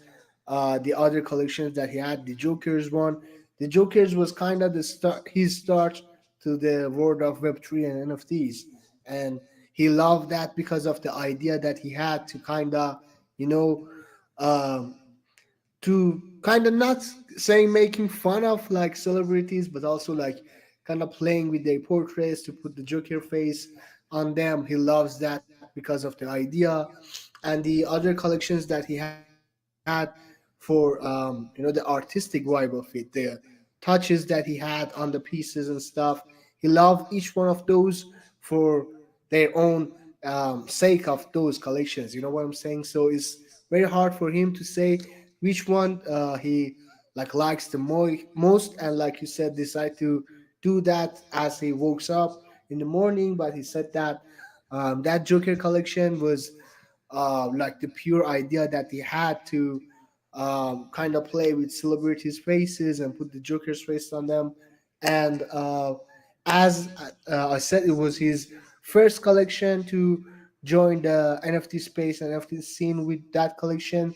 It's little bit like means more to him, but basically he loves all of his collections in their own way, and it's like super hard for him to decide what specifically he's gonna do when, like you said, when he wakes up. Now I under Professor. I thank you, Sam. Professor, I understand a little bit more about the name palette, right? Because that's originally how I was introduced to Professor through his palette account, and now that makes a little more sense because I'm skimming through. Just let him know that we're skimming through his art as he's speaking, and we're displaying it from Instagram, and then I'm going to show a little bit about his pages, and we just got to keep an eye on the time, right, Sam? Because we got about 20 minutes just to play it safe to make sure I'm where I need to be. But just let him know that we're skimming through his art at this moment to give everybody a good idea of his art. He seems to be a big fan of Albert Einstein. Ask Professor, how did the professor get into caricatures? How did that happen? I was just, he's very good at the caricatures. And so I'm just curious, how did that, I don't think that's something that, I don't think that's something that happened overnight, right? That had to be something that he really enjoyed doing. He has Woody Allen, Albert Einstein, Michael Jordan, a lot of different actors. Then the Joe, I was, and the guy Breaking Bad. He is the guy from Breaking Bad. So how did he get into? He must really enjoy doing caricatures because not only is he just incredible at creating them, but this has to. And now I see a lot of his work on canvas and then also on paper. That was uploaded earlier to his account. So now I understand where the palette came from, right? Because he was working from, I'm sure, a palette when it's not digital. But when it's not digital, you could see his work. But I am curious about his caricature work. And it's just like, maybe he could speak a little bit more about how his love for caricatures happened. Sure thing, man. پروفسور مارک اون که گفت که ما الان داریم کارهای شما رو اینستاگرام و همه جا نشون میدیم و یکم حالا راجع به همشون یعنی همشون رو نمایش داده میشه تو لایو و فقط خواست که بدونین. سوال اصلی این بود که این علاقتون به کاریکاتور، چون داشت همجوری صفحه هم پلتتون رو نگاه میکرد و هم صفحه اینستاگرامتون، و این علاقتون به کاریکاتور از کجا میاد؟ چون داشت میگفت نه تنها مثلا همون جوکرها، بلکه مثلا انیشتین، مایکل جوردن و چند تا بازیگرای مختلف، همه اینا رو شما کاریکاتوری کردین و به نظر میاد که از این فرایند کاریکاتوری کردن هم سلبریتی ها هم آیکون‌های مختلف لذت میبرین. این هم ایدهش از کجا میاد، همین که پروسش برای شما چجوریه و حتی پروسه استارت این کالکشن از کجا بوده و چجوری بوده. مرسی سام عزیز. جالبه که بدونید من علاقم به کاریکاتور به نوعی با یک ایده توی اینستاگرام که من تصمیم گرفتم که یک صفحه داخل اینستاگرام داشته باشم سالها پیش، یعنی حالا دقیق بخوام بگم شاید 15 سال پیش به این ایده رسیدم که بیام یک صفحه شخصی داشته باشم اسم پلت، که حالا در کنار اون صفحه‌ای که به اسم خودم داشتم یه پیجی داشته باشم به این اسم و به نوعی یه جوری فعالیت بیزینسی روش داشته باشم.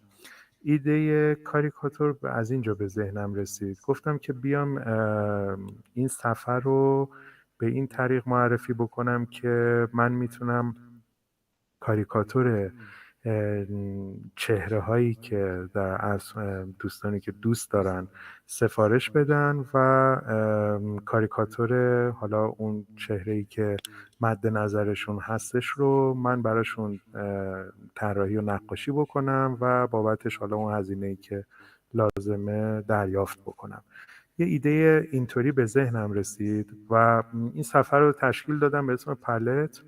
برای ابتدای کار خب من چون فعالیتی تو زمینه کاریکاتور نکرده بودم به شکلی که بتونم اون رو تو پیج خودم بذارم، خب چرا یک سری از فعالیت‌های حالا متفرقه‌ای داشتم توی نشریات و اینها، ولی خب قابل ارائه توی صفحه با این روی کرد نبود. ایدهش از اینجا به ذهنم رسید که من بیام یک سری از افرادی که سلبریتی هستن اینها رو یک شوخی‌های، یک کاریکاتورهایی از چهرهشون توی اون پیج بذارم برای اینکه حالا اون مخاطب من دقیق دریافت تصویری بتونه داشته باشه که منظور من چی هستش. و گفتم که خب این میتونه به شکل حتی هدیه هایی باشه که بر فرض مثلا کسی میخواد تولد دوستش دعوت، میخواد یه هدیه خاصی. حالا میگم این ایده مال تقریبا 15-16 سال پیشه ها، الان خب خیلی دیگه این چیز شد، ولی واقعا اون سالی که این ایده اومد به ذهن من چون سرچ میکردم توی اینستا و اینها نبود. الان خیلی خیلی زیاد شده، ولی اون موقع واقعا نبود. یه ایده خوبی بود به ذهنم رسیده بود که میتونه یک هدیه خاص برای یک سری مراسم باشه و اتفاقا خیلی هم خوب بود، خیلی خوب بود. مخاطب خوبی پیدا کرد و ظرف شاید مدت کوتاهی حدودای فکر میکنم 5,000 تا مثلا فالوور جذب کرد و پشت سفارش جوری شدش که من دیگه نتونستم جوابگو باشم و از دوستان دیگه هم کمک میگرفتم برای اینکه بتونم فقط مثلا درخواست این دوستان رو به خروجی برسونم. ایدهش از اینجا به ذهنم رسید و این کاریکاتورهایی که کار کردم برای ران کردن این صفحه‌ای بود که این ایده پشتش بود. عالیه، مرسی. So, Mark, Professor Ershad just said that, like way before like NFTs and everything, like few years ago, he decided to, because he was searching on different social media platforms and stuff, and he was looking for an idea to kind of make an income out of his artworks. So he decided to create a page on Instagram called Palette, and then he can have and take commissions from other people to commission him to paint and draw their own portrait as a like caricature and stuff. And that was the way that all this concept and idea of caricatures came into like Professor Ershad's mind. And after some like a couple of times, he decided to do some stuff as examples to upload them on the page for people to know what's the style and what's the thing. And after that, he said that he got like a very good experience with that idea. He got lots of commissions. People really loved that idea, and it even came to some point that he couldn't even handle that by his own. He was kind of even asking help from other peoples to kind of handle the orders and everything. But basically, the whole idea of these caricatures and stuff came from those early days of Professor Shah making that palette account to have commission from people to have their own portrait as a caricature done by Professor Ershad. Okay, thank you, Sam. Uh, man, there's just so much to go through. And so little time. All right, we got to keep an eye on the time. We got about 12 minutes, right? 12, that puts us 45. Yeah. Okay. Okay, Sam. Professor, we will work out the technical issues for the next show, but Professor will return to the show. Correct, Sam? Bro, I don't know. I have to ask you and him though. Ask him. Yeah, for sure, man, for sure. پروفسور مارک میپرسه که متاسفانه نشد این سری یه سری مشکلات حالا تصویری و اینا داشتیم، ولی قطعا شما به این شو برمیگردین، درسته؟ بله حتما، با افتخار. درسته. Mark, he said that he will definitely proudly join again. Excellent. And next time we will have a working camera. So now that we got that question out of the way, ask Professor. Let's see. What do I want to? How do I want to close out here?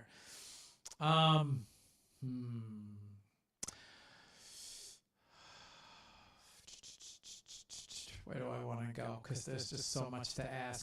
Ask Professor if there's anything that he would like to talk about specifically that he would like me to show. Maybe if there's a new collection he has released or anything as far as NFT-wise, he would like me to bring up and like to speak about for a little bit. If he has anything new that he's releasing that he would like to bring some attention to, just let me know and I'll bring it up and maybe he could speak about it.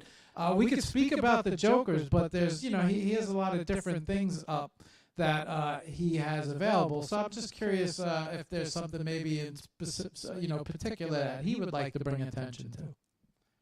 For sure, man, for sure. پروفسور مارک پرسه که چیزی هست که بخواین راجعش صحبت کنین، کالکشن جدیدی، چیزی که الان مارک هم بتونه روی صفحش نمایش بده و شما بتونین راجعش سوال کنین. خودش گفت که راجع به اون جوکرها میتونیم صحبت کنیم، ولی باز از شما پرسید که چیزی هست که میخواین به نمایش بذارین، کالکشن جدید، دراپ جدید، یه چیزی. اگه نه که میتونیم راجع به اون جوکرها صحبت کنیم. مرسی سام عزیز.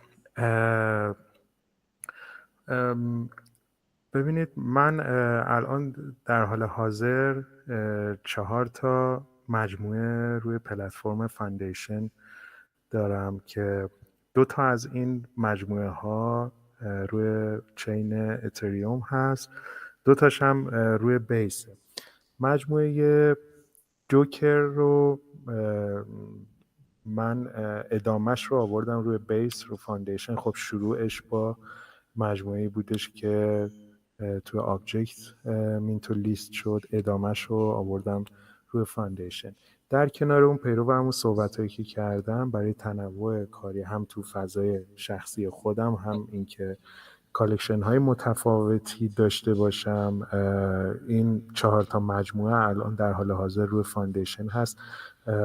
مارک عزیز میتونه حالا اگر دسترسی داشته باشه این 4 تا رو ببینه. پروفسور قبل اینکه ادامه بدی من بگم سریع که مارک نشون بده، بعد شما راجعش صحبت کنیم. بله. Mark, can you please just open Professor's link to Foundation platform? I'm here, Sam. I'm on it. Oh, you're on Foundation, right? Yeah. I heard him. Cool, man. Cool. So, he basically said that he got 4 collections on Foundation. 2 of them are on listed and minted on Ethereum, and two other ones on Base. The Joker collection was basically started on Object, but as he said, he also wanted to kind of expand not only his own style but also the audience. So he, bring it into Foundation as well, and he's gonna just talk uh, about them from now on. Just uh, let him finish his speak, and I will translate it for you. Okay. پروفسور بفرمایید ادامهش رو بگید. بله.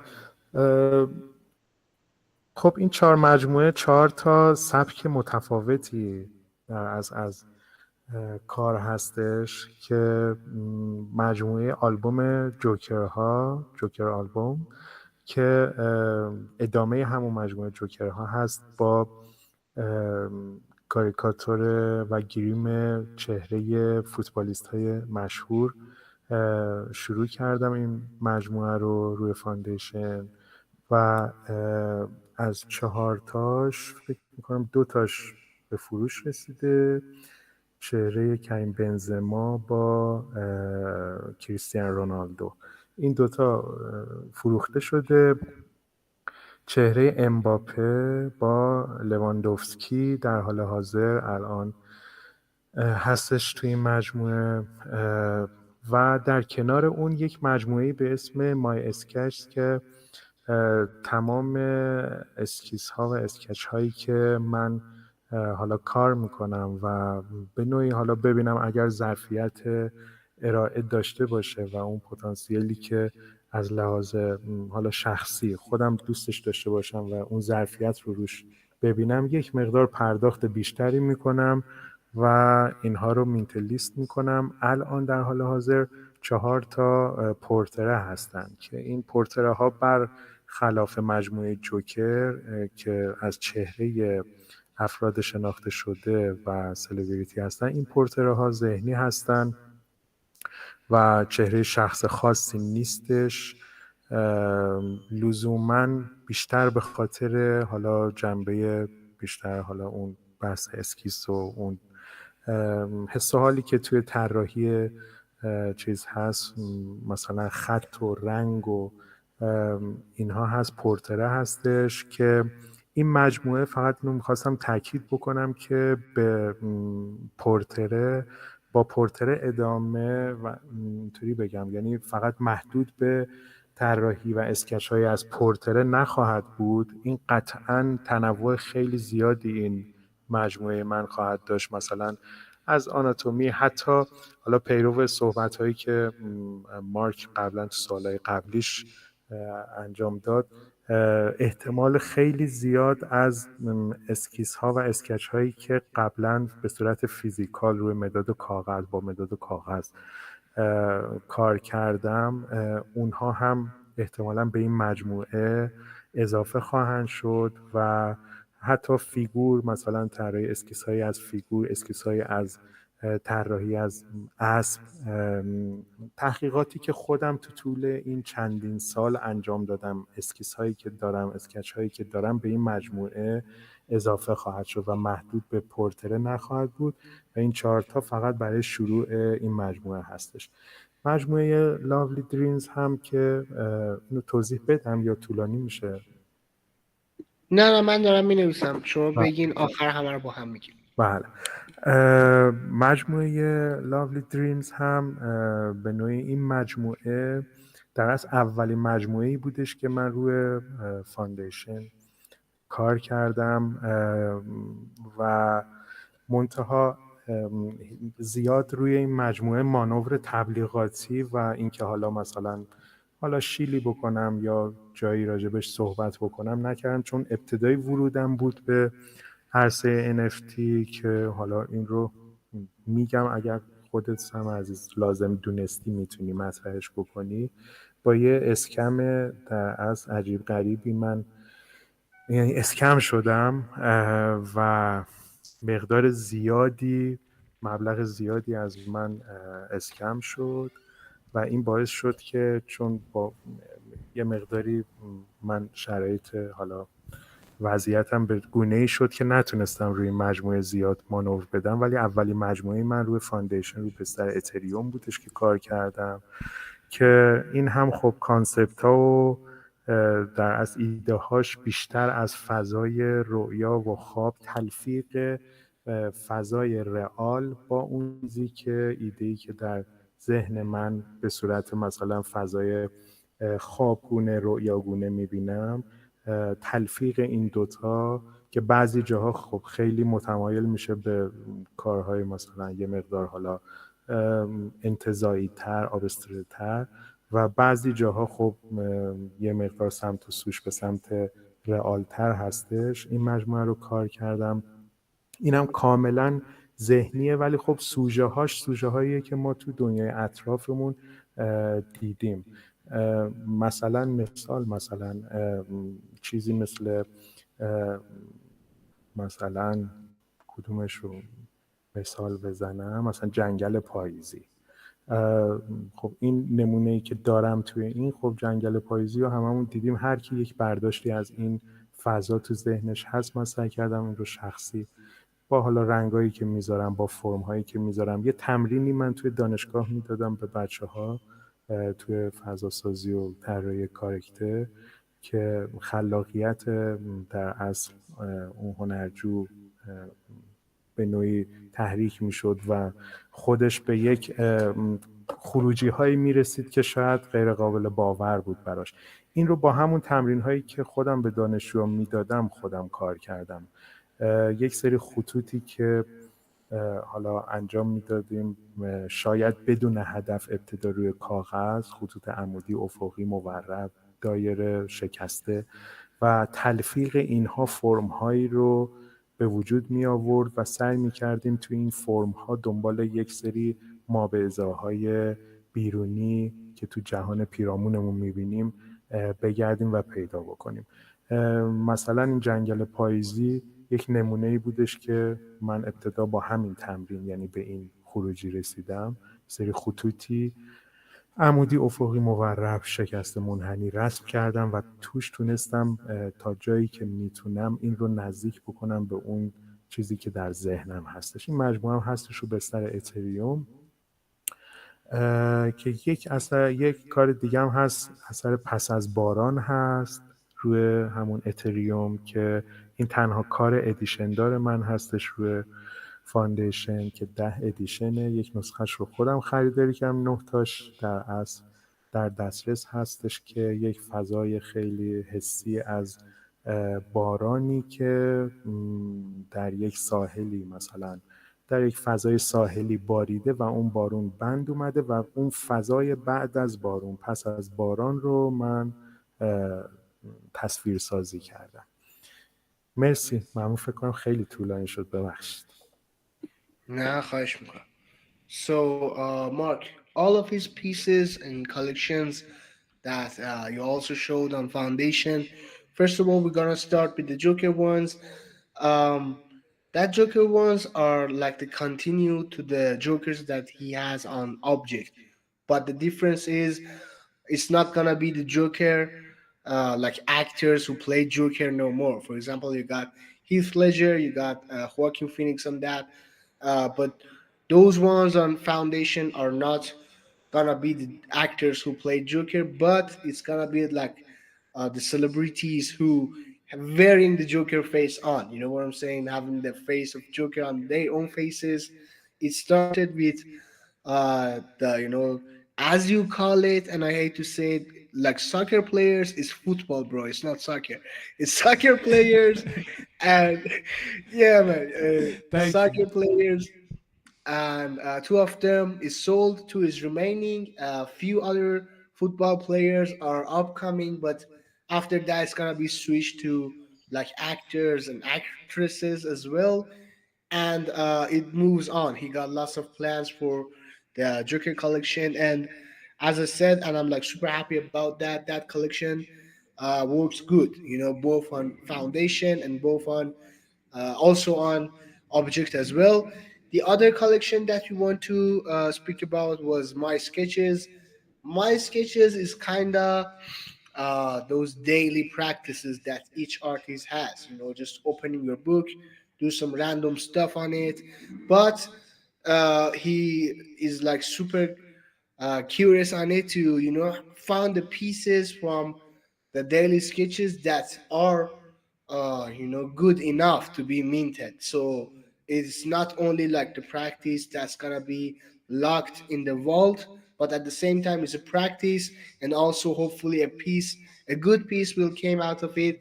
And not like the jokers that are actual portraits of celebrities and faces. These my sketches is just portrait of not existing people. It's just super random and super freestyle portraits coming from the mind. Also, the Lovely Dreams collection is a collection about he. The concept behind it was that he wanted to kind of mix the real world with the dream world. You know what I'm saying? He said had a he gives a practice to his students in the university to draw random lines on the paper, circular lines, straight lines, and stuff. And when they kind of touch each other and go across each other, some shapes came out of them. And he told their students to use your creativity to found the meaning inside those shapes and turn them into something real, turn into some actual painting and stuff. And he said that that exercise kind of helped him with the Lovely Dreams collections as well. It's something kind of mix of the real world and also the dream world that he has in the mind. So basically, you can see the items, the things that you see in real life, but when you look closer and when you look more deeply, there's also some vibes of the dreamland and wonderland to that collection as well. And yeah, he said that these collections on the foundation one are the ones that he wanted to talk about basically. Okay. I have them all up. I was showing them while he was speaking about them.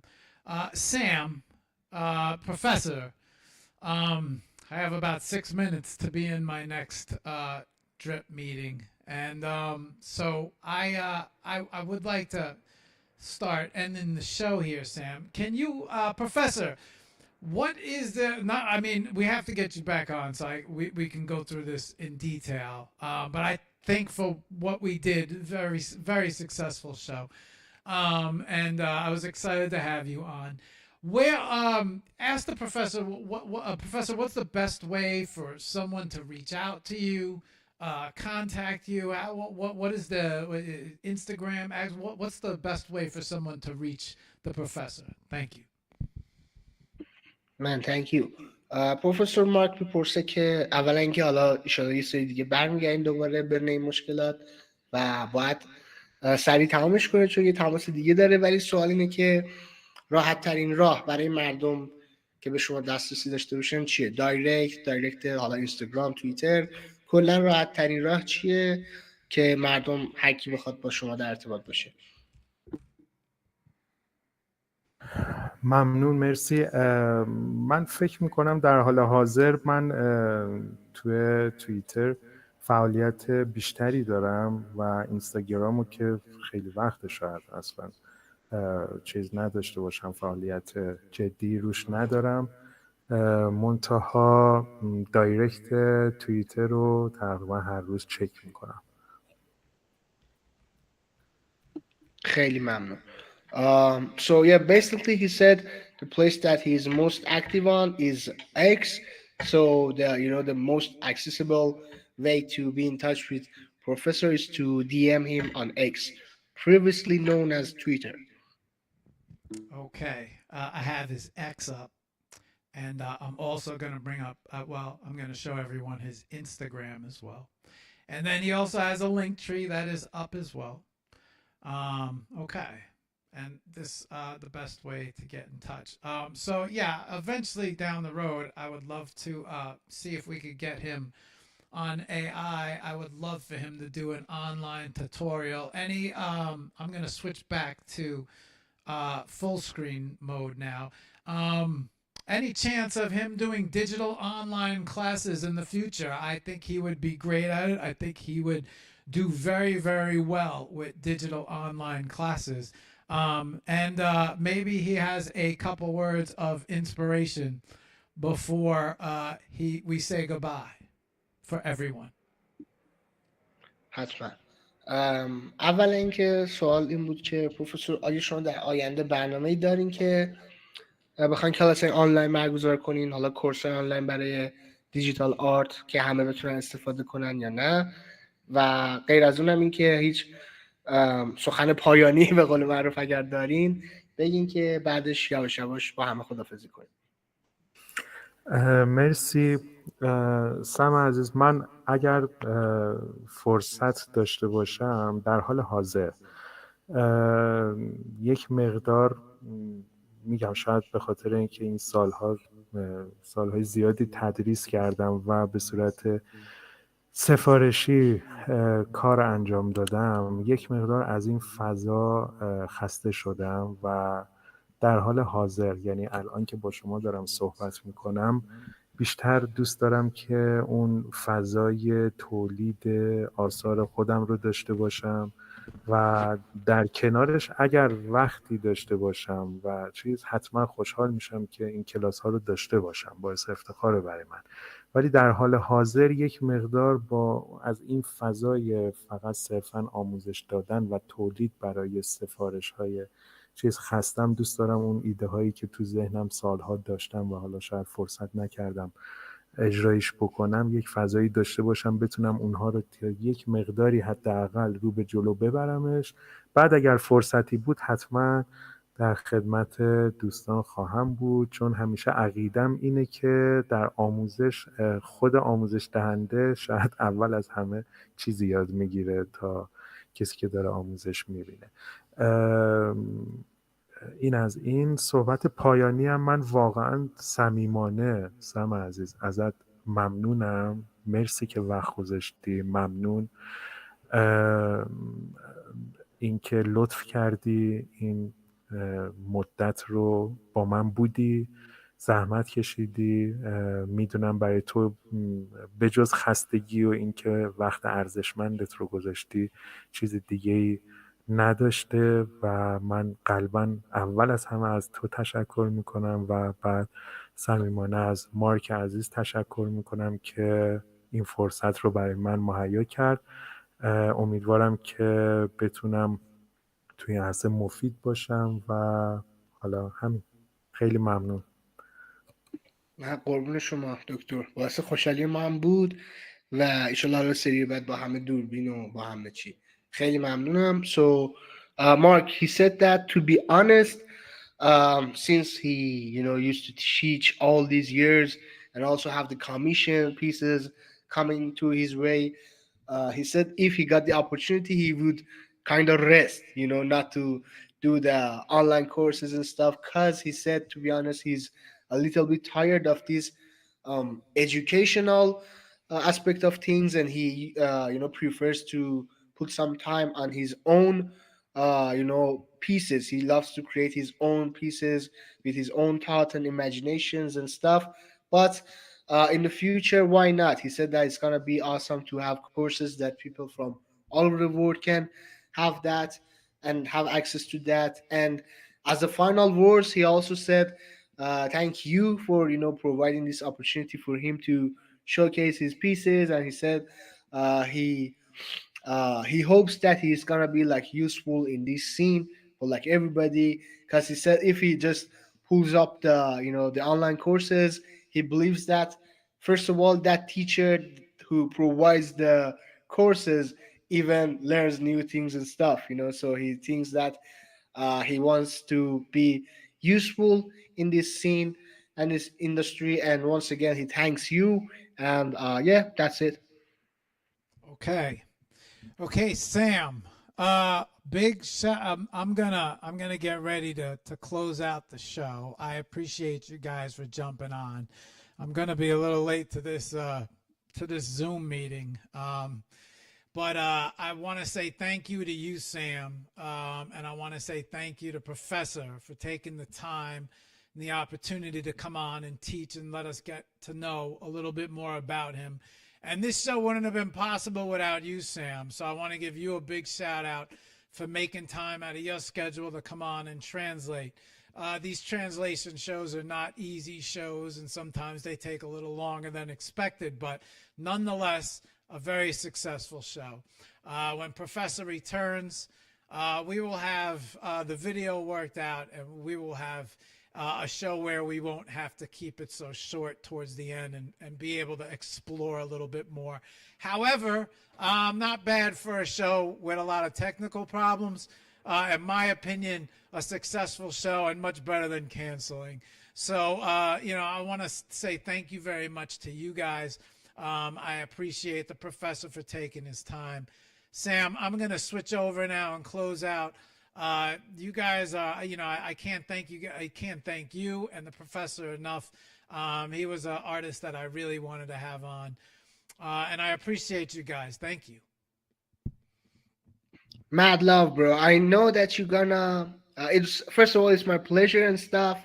Always, always, bro. Count on me if there's anything needed. And as Professor said, and you said, it's super cool to help others, ain't it? But you said you're gonna do the outros and stuff, bro. Forget about that. Get into the Zoom call, bro. Just close the show. But mad love. I'm already 3 minutes late, so if they look at bro, close the show and go to the Zoom call, man. Go. Mad love, y'all. Goodbye. All right, I see you guys. Thank you. Okay, so you never know what's going to happen on a show. Guys, I don't have a long time to close this out next week. I have to put out the schedule. I think we're finally locked for October and November. I have to make a drip orientation call right now. It's scheduled at 11. Usually this show ends at 11. We had some problems. Big shout out. I want to wish you guys, don't forget, TGIF is next. Check us out over there. Big shout out to Professor Ershad for coming on the show. Big shout out to Sam for making this happen. The show wouldn't have happened, and Professor Ershad was one of these artists that I was dying to have. Guys, I got to make a drip call, so I appreciate you very much. I even forgot to ask the professor what song to close out on, but we'll close out on the same song that we end on. And I'm going to jump on this drip orientation call right now. From what I understand, they hate it when you're late, but hopefully they'll understand. It's the Hour of Power, y'all. I appreciate you guys, and I'll see you next week on Monday. Deke's coming on Monday. And then I think we have an AI show next week. We also have super community shows happening. So a lot going on next week. Till then, I appreciate everybody signing in. And then once again, thank yous to Professor Ershad and Sam for making this show happen. Guys, have a great weekend. Happy Friday. Stay up, stay positive. And I will see you guys next week on the show. Till then.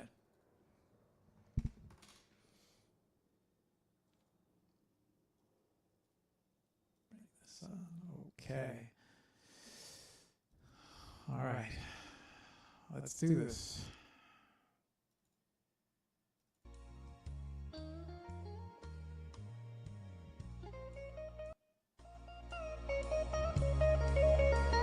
Till next week, y'all.